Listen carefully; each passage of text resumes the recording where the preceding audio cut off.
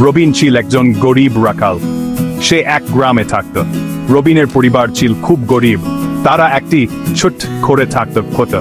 প্রতিদিন সকালে রবিন গরু চড়াতে যেত। সে গরুকে খুব ভালোবাসত। রবিন ছিল খুব সে কখনো মিথ্যা বলত না।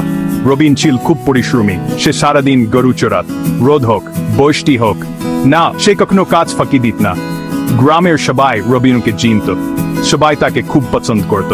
রবিনের সততা সবার প্রিয় ছিল। একদিন রবিন মাঠে গরু চড়াচ্ছিল।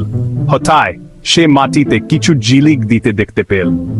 সে কাছে গিয়ে দেখল এটি একটি সোনার চেইন। চেইনটি খুব সুন্দর ছিল। রবিনের বন্ধুরা বলল, চেইনটা রেখে দে, এটা দিয়ে আমরা অনেক টাকা পাবো। কিন্তু রবিন বলল, না, এটা চুরি করা হবে, আমি এটা মালিককে ফেরত দেব।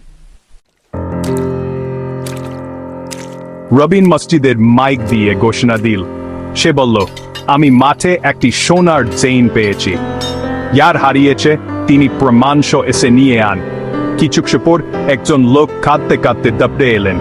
তিনি বললেন, এই চেইনটি আমার মেয়ের বিয়ের জন্য কিনেছিলাম। তিনি প্রমাণ দেখালেন।